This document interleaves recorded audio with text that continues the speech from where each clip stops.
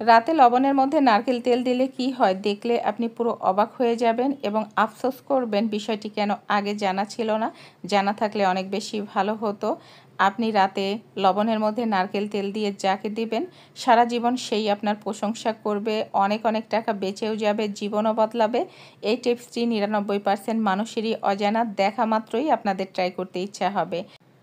প্রথমেই 10 থেকে 15টি গোলমরিচ গুঁড়া তৈরি করে নিয়েছি। এবার একটি বাটিতে 1 চামচ লবণ আর গোলমরিচের গুঁড়াটা দিয়ে মিশিয়ে নিয়েছি। এর সাথে 1 চামচ পরিমাণ নারকেল তেল দিয়ে দিচ্ছি আর দিয়ে দিচ্ছি লেবুর রস।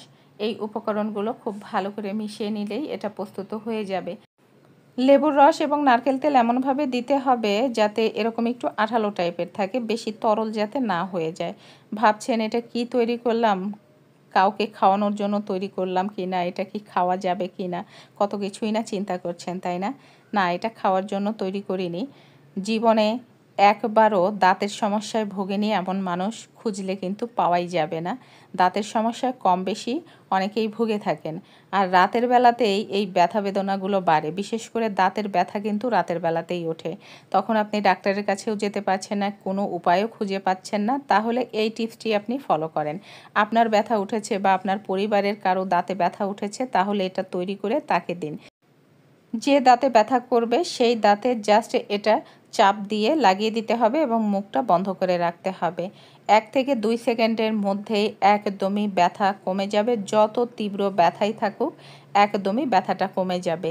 অতি প্রাচীনকাল থেকেই বিভিন্ন ঘরোয়া টোটকা ব্যবহার করা হয় বিভিন্ন রোগের জন্য। দাঁতে ব্যথার জন্য এই টোটকাটি কিন্তু বেস্ট এবং লাগানোর সঙ্গে সঙ্গেই ব্যথা কমে যায়। যদি কখনো সমস্যায় পড়েন প্লিজ আপনি এই টোটকাটি করে দেখবেন, সঙ্গে সঙ্গে আপনার ব্যথা কমে যাবে। দাঁতে ব্যথা যে কতটা মারাত্মক আসলে যার হয় সেই বুঝে, এর ব্যথাটা সহ্য করার মতো না। আর এই ব্যথাগুলো কিন্তু রাতের বেলাতেই ওঠে। আপনি এই টোটকাটি ট্রাই করে দেখতে পারেন। আমি দ্বিতীয় আরও একটি টোটকা আপনাদেরকে দেখাবো, যে কোনোটা আপনারা ট্রাই করতে পারেন। এই টোটকাটির জন্য আমি কয়েক কোয়া রসুন আর লবঙ্গ একটু থেতো করে নিয়েছি, তার সাথে শুকনা মরিচের গুঁড়া আর লবণ দিয়ে ভালো করে মিশিয়ে নিয়েছি। এটাও কিন্তু আপনি দাঁতে ব্যথার জন্য লাগাতে পারেন। আপনার দাঁতের মাড়ি ফুলে গেছে, দাঁত ব্যথা করছে বা যে কোনো দাঁতেই ব্যথা করছে, জাস্ট আপনি হাতে নেবেন এবং সেই ব্যথার জায়গাতে চাপ দিয়ে প্রেস করে লাগিয়ে দিবেন, মুখটা বন্ধ করে রাখবেন। দেখবেন মুহূর্তের মধ্যেই আপনার দাঁতে ব্যথা কমে গেছে। হুটহাট এখন দাঁত ব্যথা হলেই আর ডাক্তারের কাছে যে হাজার হাজার টাকা খরচও করতে হবে না। ঘরোয়া টোটকার মাধ্যমেই আপনি সুস্থ হয়ে যাবেন। আর ব্যথা থেকে যখন আপনি উপকার পাবেন তখন মনে হবে জীবনটাই বদলে গেছে। আর এটা প্রাপ্তবয়স্কদের জন্য, বাচ্চাদেরকে ট্রাই করানো যাবে না।